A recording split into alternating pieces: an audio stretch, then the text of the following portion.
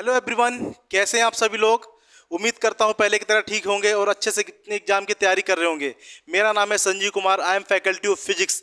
आज मैं आपको फिजिक्स में बहुत ही important topic vector form of Coulomb's law पढ़ाने जा रहा हूं।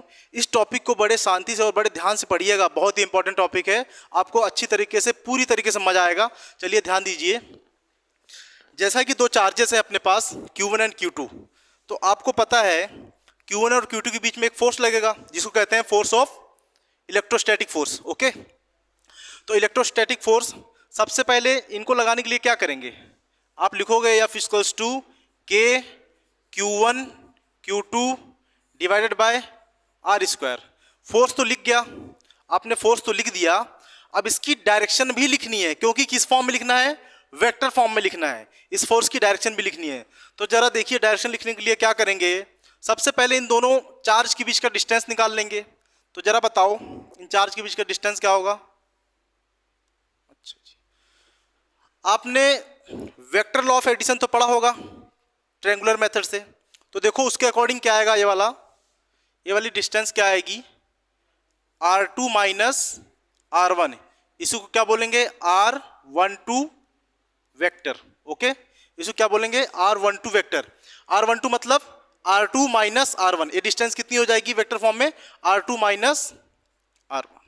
ओके, अच्छा, अब बात आती है कि इसका मैग्नीट्यूड क्या होगा। तो R1 से 2 का मैग्नीट्यूड होगा R2 माइनस R1, इसका मैग्नीट्यूड। इसी को हम R भी बोल देते हैं। ओके, R का मैग्नीट्यूड। अब जरा बताओ यहाँ पे मुझे फोर्स तो मिल गया कि सेकंड वाला, अच्छा सपोज दैट मैं निकालना चाहूँ कि सेकंड वाला 1 वाले पे फोर्स अप्लाई कर रहा है। तो मान लो सेकंड वाला चार्ज क्या है 2, 1 वाला क्या है 1।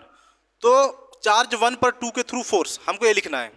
ओके, तो क्या लिखेंगे यहाँ पे जरा बताओ, मैग्नीट्यूड ऑफ इन दोनों के बीच का डिस्टेंस। इन दोनों के बीच का डिस्टेंस कितना मान लिया हमने, R12।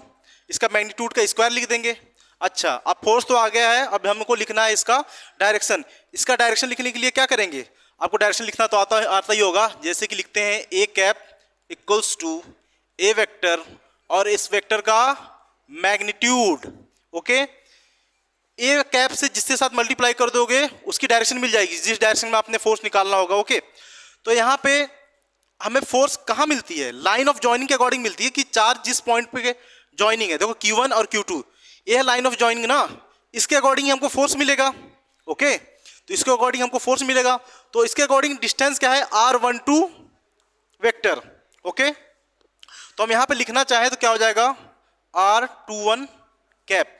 ये क्या दे देगा, डायरेक्शन दे देगा। R21 कैप निकालेंगे कैसे, जरा बताओ, R21 कैप कैसे निकालेंगे, कैसे निकालेंगे, R21 vector divided by R21 का वेक्टर का जो है मैग्नीट्यूड। ओके, इस वेक्टर क्या निकालेंगे, मैग्नीट्यूड। कुछ इसी तरीके से लिखेंगे। अब बात निकालें इस बात की, क्या, जैसे कि F21 लिखना चाहूँ, मैं लिखना चाहूँ F21 वेक्टर लिखना चाहूँ तो क्या होगा, simple K Q1 Q2 divided bye R square. अब डायरेक्शन क्या दे देंगे, इसी को यहाँ पे अगर 2 1 है तो यहाँ पे कर दो आप सीधा सीधा 1 2। Okay, 1 2 cap.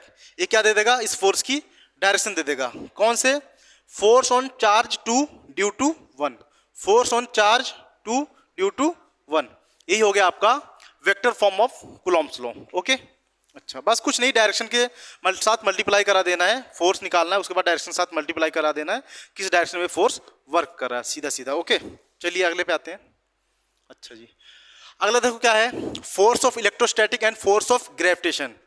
ओके बेटा, तो जरा बताओ फोर्स ऑफ इलेक्ट्रोस्टैटिक क्या होगा। F इक्वल्स टू होता है F ई electrostatic force K Q1 Q2 divided bye R square. अच्छा, ग्रेविटेशन फोर्स की बात करें, ग्रेविटेशन फोर्स की बात करें तो क्या आ जाएगा, F G इक्वल्स टू आ जाएगा G M1 M2 divided by R square. अच्छा, इसमें यहाँ पे बताना है कि इसके बीच में सिमिलरिटी क्या होगी और डिफरेंस क्या होगा, इन दोनों फोर्स के बीच में सिमिलरिटी क्या क्या होगी। अच्छा, जरा बताओ, देखो ध्यान से, यहाँ पे जो इलेक्ट्रोस्टैटिक फोर्स है वो भी जो चार्जेस के बीच का डिस्टेंस है, जैसे Q1 Q2 दो चार्ज, इनके बीच का डिस्टेंस ले लो R। ओके, जो इनके बीच का डिस्टेंस है उसके स्क्वायर के क्या है, इनवर्सली प्रोपोर्शनल है। उसके स्क्वायर क्या है, इनवर्सली प्रोपोर्शनल है। और एफजी भी कुछ इस तरीके से है, एफजी भी कुछ इस तरीके से है कि दो मास है आपका M1 एंड M2 कुछ R डिस्टेंस पे पड़े हुए हैं, तो जो इनके बीच में ग्रेविटेशनल फोर्स लग रहा है वो भी कैसा है, R स्क्वायर के इनवर्सली प्रोपोर्शनल है। इन दोनों के बीच की क्या हो गया, सिमिलरिटी होगी, कुछ इस टाइप की सिमिलरिटी होगी इन दोनों के बीच में। अच्छा, और दूसरी सिमिलरिटी ये है कि जो इन दोनों फोर्स की लाइन ऑफ जॉइनिंग के अकॉर्डिंग होता है, जो फोर्स होते हैं ग्रेविटेशनल फोर्स और इलेक्ट्रोस्टैटिक फोर्स, जैसे कि चार्ज और चार्ज को ज्वाइन किया तो इस फोर्स क्या होगा, इस लाइन ऑफ जॉइनिंग के अकॉर्डिंग होगा। ये वाला फोर्स के थ्रू इस पे लगेगा, इसके थ्रू इस पे लगेगा, लाइन ऑफ जॉइनिंग के अकॉर्डिंग ही होगा। और इसका भी कुछ ऐसा सिस्टम है, लाइन ऑफ जॉइनिंग के अकॉर्डिंग इसका भी फोर्स लगेगा। ओके बेटा, चलिए आगे आते हैं। अच्छा, डिसिमिलरिटी क्या हो जाएंगी, इसके अंदर कौन कौन से डिफरेंस होंगे। डिफरेंस की बात करें तो क्या होगा, अच्छा जी, जो इलेक्ट्रोस्टैटिक फोर्स होता है वो फोर्स ऑफ अट्रैक्शन भी होता है, इसमें अट्रैक्शन फोर्स भी होता है और रिपल्शन फोर्स भी होता है।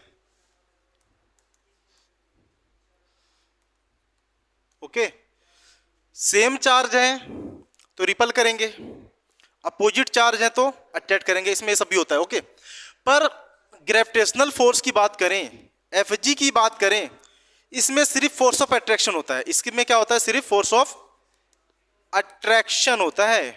ओके, इसमें सिर्फ फोर्स ऑफ अट्रैक्शन ही होता है बेटा। ओके, अच्छा जी, बढ़िया। ओके,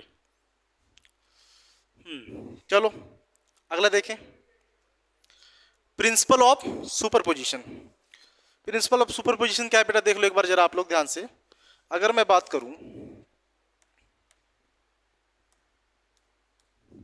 देखो, सपोज दैट ये आपके एक्सिस दिए हैं, वाई एक्सिस, एक्स एक्सिस और जेड एक्सिस। ओके, अब मान लो कि कोई चार्ज है, कोई चार्ज है यहाँ पे Q1, ओके, और यहाँ पे कोई चार्ज है Q2 और यहाँ पे कोई चार्ज है Q3। अगर मैं फोर्स निकालना चाहूँ टू वाले पे, अगर मैं फोर्स निकालना चाहूँ टू वाले पे due to 1 and due to 3, तो जो नेट फोर्स आएगा बेटा टू वाले चार्ज पे इन दोनों फोर्स की वजह से आएगा। ओके, जो नेट फोर्स आएगा टू वाले चार्ज पे इन दोनों चार्ज की वजह से आएगा। अगर मैं निकालना चाहूँ, अगर मैं लिखूँ जो F2 मान लो net force on two charge क्या आएगा, ड्यू टू किसकी वजह से, टू वाले पे 1 की वजह से आएगा और टू वाले पे 3 की वजह से आएगा। ओके, जो नेट फोर्स निकालना चाहूँ किसकी किसी वजह से आएगा, टू वाले पे 1 वाले चार्ज की वजह से आएगा, टू वाले पे 3 वाले चार्ज की वजह से आएगा। यही है बेटा प्रिंसिपल ऑफ सुपरपोजिशन। कोई भी स्पेस में एक चार्ज पड़ा है, उसके चारों तरफ 3-4 चार्ज पड़े हैं और भी ढेर सारे चार्ज पड़े हैं, तो जो नेट फोर्स निकालेंगे उस पर हर एक चार्ज की वजह से जितना जितना फोर्स उस पर अप्लाई हो रहा है उसको सम कर देंगे, वही अपना हो जाएगा प्रिंसिपल ऑफ सुपरपोजिशन। ओके, अच्छा, सपोज दैट यहाँ मान लो कि ये R1 डिस्टेंस पे है, R1 वेक्टर, ये वाला है मान लो R3 वेक्टर और इसको मान लो आप R2 वेक्टर। ओके, तो क्या करेंगे जरा बताओ, ये वाला क्या करेगा, इसमें फोर्स अप्लाई करेगा कुछ इस डायरेक्शन में। ओके,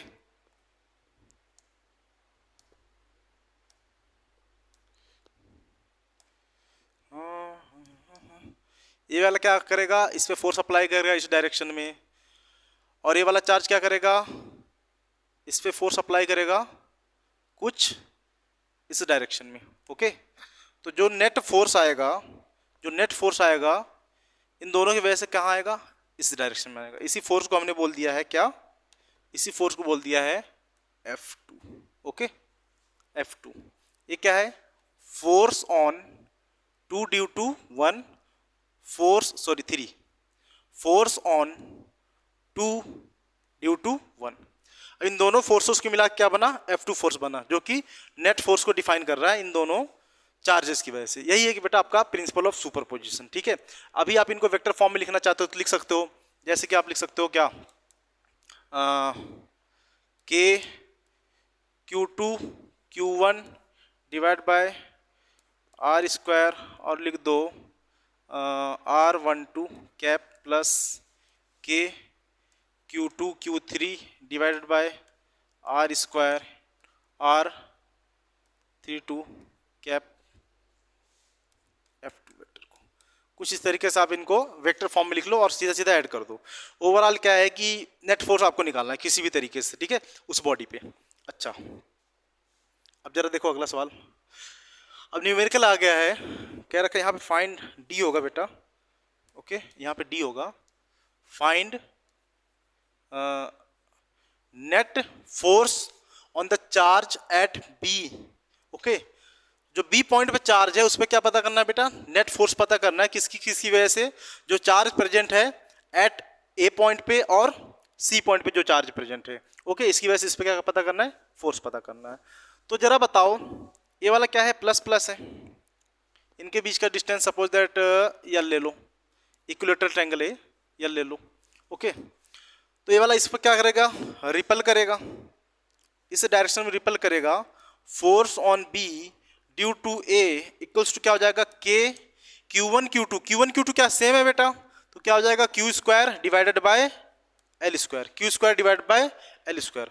अब बात करें ये भी क्या करेगा, इसको रिपल करेगा, प्लस प्लस है, लाइन ऑफ जॉइनिंग के अकॉर्डिंग ही रिपल करेगा। तो क्या हो जाएगा, force on B due to C क्या हो जाएगा, के Q स्क्वायर डिवाइडेड बाय क्या हो जाएगा, L स्क्वायर। ओके, के Q square divide bye L square. अच्छा जी, अब जरा बताओ, इक्विलेटरल ट्रायंगल तो एंगल कितना होगा, 60, ये वाला एंगल 60, तो इसके सामने वाला एंगल क्या होगा, 60। अब देखो ये वेक्टर फॉर्म में आप डायरेक्ट नहीं ऐड कर सकते, ठीक है, आपको वाला फार्मूला लगाना पड़ेगा। आपको क्लास 11th में बताया गया होगा, रिजल्टेंट का फार्मूला दो वेक्टर के क्या था, R equal to under root A square plus B square plus 2ab cos theta, यहाँ पे ये वाला फार्मूला लगेगा। ओके, तो जरा बताओ यहाँ पे रिजल्टेंट क्या है, नेट फोर्स एफ बी का मैग्नीट्यूड क्या हो जाएगा, अंडर रूट इसका स्क्वायर के Q square by L square का होल स्क्वायर प्लस इसका स्क्वायर, ये भी सेम ही है, के Q square divided by L square का होल स्क्वायर प्लस 2ab, मतलब इसका इंटू इसका मल्टीप्लाई 2, ये दोनों आपस में सेम है तो क्या हो जाएगा, स्क्वायर ही हो जाएगा। ये दोनों फोर्सेस आपस में क्या है, जब दोनों का मल्टीप्लाई होगा मतलब कि स्क्वायर ही हो जाएगा, सेम नंबर है, इंटू कॉस 60। ओके, अच्छा, कॉस 60 की वैल्यू कितनी होती है बेटा, 1/2, कॉस 60 की वैल्यू 1/2, तो क्या हो जाएगा, अंडर रूट ये कितना हो जाएगा, 2 times of K Q square by L square का whole square plus 2 Q square divided by L square का होल स्क्वायर इंटू 1/2, 2 कैंसिल, कितना आ गया बेटा, 3 times of K Q square by L square का होल स्क्वायर, स्क्वायर वाला term क्या आ जाएगा, बाहर आ जाएगा, अंदर क्या बचेगा, √3। तो जो नेट फोर्स आया बेटा बी पे, कितना आया, उसका मैग्नीट्यूड के Q square by L square into √3। Okay, अच्छा, कुछ इसी तरीके से अगर इस टाइप का सवाल आ जाए, जरा ध्यान से देखना बेटा, जरा अगर कुछ इस टाइप का सवाल आ गया, सपोज दैट कि यहाँ पे रखा है माइनस का क्यू चार्ज और यहाँ भी रखा है माइनस का क्यू चार्ज और यहाँ पे रखा है प्लस का क्यू चार्ज।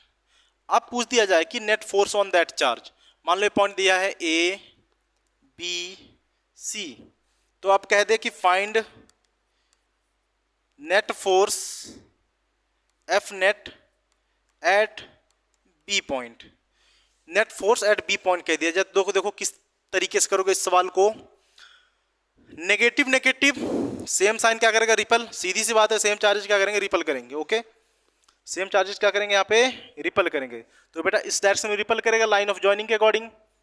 डिस्टेंस मान लो यल यल यल, तो क्या हो जाएगा, एफ बी ड्यू टू सी, तो क्या हो जाएगा, के क्यू स्क्वायर, चार्जेस सेम है, डिवाइड बाय एल स्क्वायर, उनके बीच का डिस्टेंस।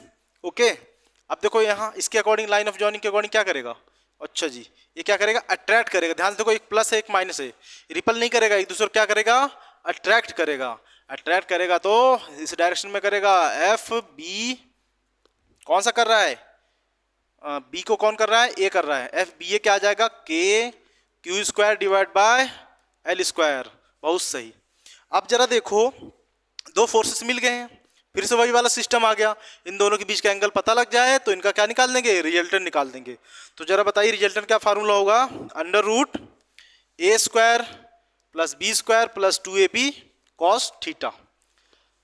तो लिखो जरा, एफ बी क्या आ जाएगा, इसका resultant under root A square मतलब इसका स्क्वायर कर दो, K Q square divide by L square का whole square plus K Q square divide by L square का whole square plus 2ab। A B मतलब ए वाला नहीं, मतलब कि ए वाला फोर्स और ए वाला फोर्स का क्या मल्टीप्लिकेशन, दोनों फोर्स सेम है तो क्या हो जाएगा, दोनों का स्क्वायर हो जाएगा। तो क्या हो जाएगा, के Q square divide by L square का होल स्क्वायर इंटू कॉस, सबसे बड़ी चीज एंगल, सबसे बड़ी चीज एंगल। एंगल कैसे निकालोगे आप, अब की बार एंगल कितना होगा, कॉस। तो एंगल जरा ध्यान से देखना बेटा, अगर ये आपका इक्विलेटरल ट्रायंगल तो एंगल कितना होगा 60, तो ये टोटल कितना है 180, तो ये बचा कितना 120, तो दोनों फोर्स के बीच का आपकी बार एंगल कितना होगा 120। ओके 120, cos 120 की वैल्यू आपको पता ही होगी कितनी होती है, इसको ऐड करो क्या हो जाएगा, 2 times of K Q square divide by L square का होल स्क्वायर, और ये क्या आ जाएगा प्लस का 2 के Q square divide by L square into minus में 1/2, 2 से 2 कैंसिल हो जाएगा। ओके 2 से 2 क्या हो जाएगा, कैंसिल हो जाएगा, और यहाँ पे क्या है माइनस है, प्लस प्लस माइनस क्या हो जाएगा, माइनस हो जाएगा।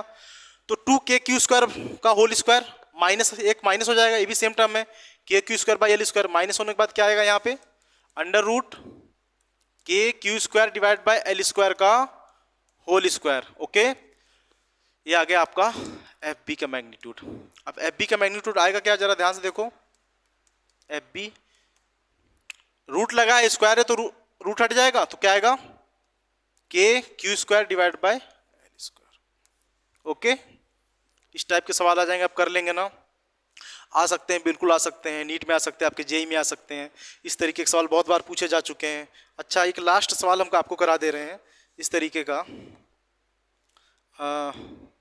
जरा देखिएगा,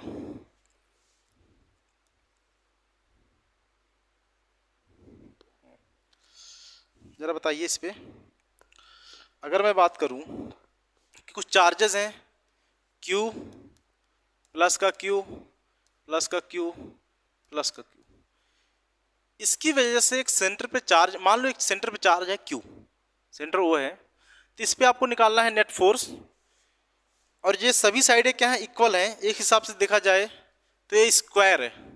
ओके क्या है, एक स्क्वायर है, सभी साइडें क्या हैं इक्वल है। ओके सभी साइडें क्या है इक्वल है। तो जरा बताओ सेंटर से इस कॉर्नर की डिस्टेंस, इस सेंटर से इस कॉर्नर की डिस्टेंस, इस सेंटर से इस कॉर्नर की डिस्टेंस, इस सेंटर से इस कॉर्नर की डिस्टेंस क्या होगी, इक्वल होगी। अगर डिस्टेंस इक्वल है और चार्जेज भी हर बार वही आ रहा है, capital Q to small Q, charges भी हर बार वही आ रहा है। अब डायरेक्शन की बात कर लें तो क्या आएगा, ये वाला इसको क्या करेगा, रिपल करेगा, ये वाला इसको क्या करेगा, रिपल करेगा ना, ये वाला इसको रिपल करेगा इधर साइड। ओके ये वाला इसको क्या करेगा, इधर साइड रिपल करेगा, और ये वाला इसको क्या करेगा, इधर साइड रिपल करेगा, लाइन ऑफ जॉइनिंग के अकॉर्डिंग ही रिपल करेगा ना, ये वाला इसको क्या करेगा, इधर साइड रिपल करेगा। ओके अब ध्यान से देखो इनके बीच का डिस्टेंस भी सेम है, और फोर्स क्या आ रहा है, के क्यू डिवाइडेड बाय जो भी आर स्क्वायर, जो भी आर की वैल्यू जो है, इन दोनों के बीच के डिस्टेंस जो भी है, फोर्सेस का मैग्नीट्यूड क्या है, हर जगह सेम सेम है, बट डायरेक्शन क्या है, डायरेक्शन यहाँ पे अपोजिट है, डायरेक्शन सभी की क्या है, अपोजिट है। तो क्या बेटा ए वाला फोर्स इसको कैंसिल आउट नहीं कर देगा, ये वाला फोर्स इसको कैंसिल आउट नहीं कर लेगा। तो नेट फोर्स क्या आ जाएगा यहाँ पे इस चार्ज पे, net force on charge Q क्या आ जाएगा बेटा आपका, जीरो आ जाएगा। ओके, नेट फोर्स क्या आ जाएगा, जीरो आ जाएगा। ठीक है, थैंक यू बेटा। अब हम यहीं पे लेक्चर को समाप्त करते हैं। आगे कुछ हम आपके लिए बहुत ही बेहतरीन और भी ढेर सारे न्यूमेरिकल लेके आएंगे। तो थैंक यू, वेलकम, मिलते हैं नेक्स्ट लेक्चर में।